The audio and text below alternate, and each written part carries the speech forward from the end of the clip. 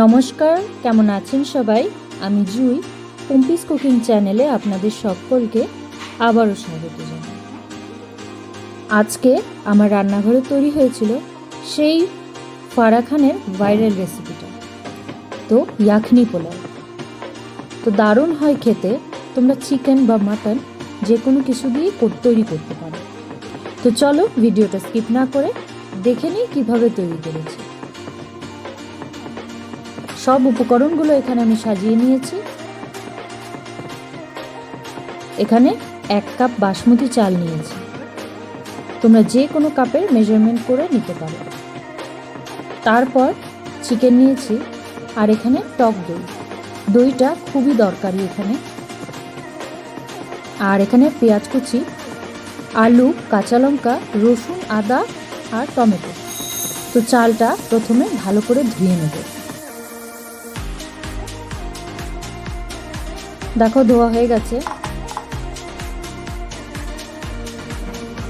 আর একটা পেস্ট তৈরি করব, দিচ্ছি আদা, রসুন আর টমেটো।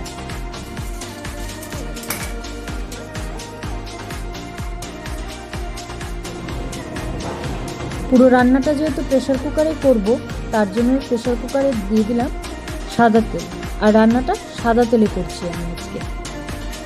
আর দিচ্ছি ফোড়নে দারচিনি, গোলমরিচ আর তেজপাতা।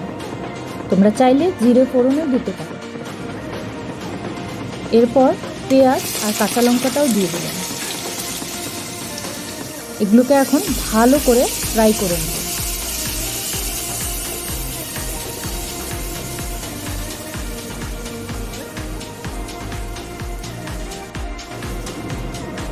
আর কেটে রাখা আলুগুলোও দিয়ে দিলাম।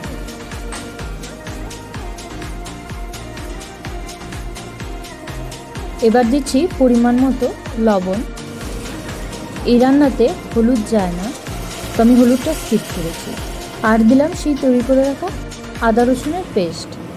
এটাকেও ভালো মতো 2-3 মিনিট কষিয়ে নেব।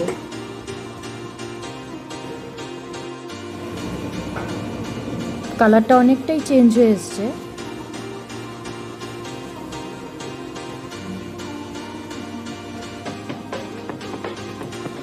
আর এবার দিচ্ছি চিকেনে আমি হালকা লবণ মেখে রেখেছিলাম, নাহলে লবণটা ঢুকতে অনেকটা সময় নেবে।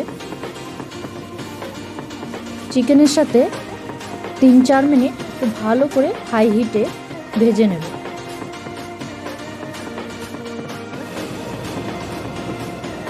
এবার 1 কাপ টক দই দিয়ে দিলাম।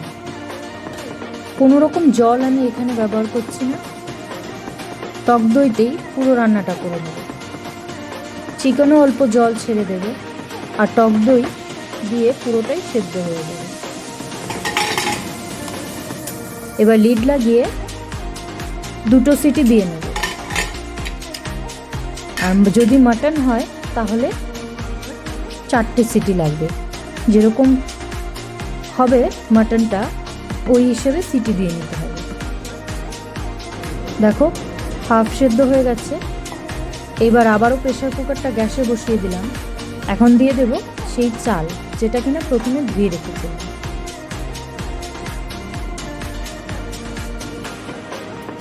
চালটাকেও ভালো করে মিক্স করে দেব।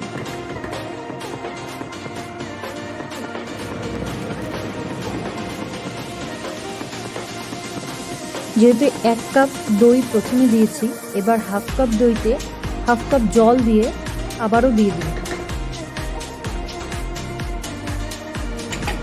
তোমরা চাইলে এই সময় একটু ধনেপাতা দিতে পারো, বাট আমি দিচ্ছি না। এভাবে প্রেসার কুকারটা লাগিয়ে সিটি দিয়ে নেব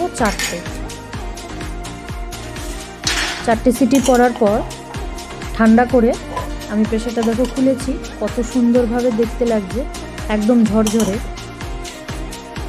ধোয়া ওঠা ইয়াখনি পোলাও দারুণ হয়েছে খেতে। আর তোমরা অবশ্যই ট্রাই করবে আমার এই রেসিপিটা। সবাই ভালো লাগবে, সুস্থ থাকবেন। দেখা হচ্ছে পরের আরেকটি ভিডিওতে। ততক্ষণের জন্য নমস্কার।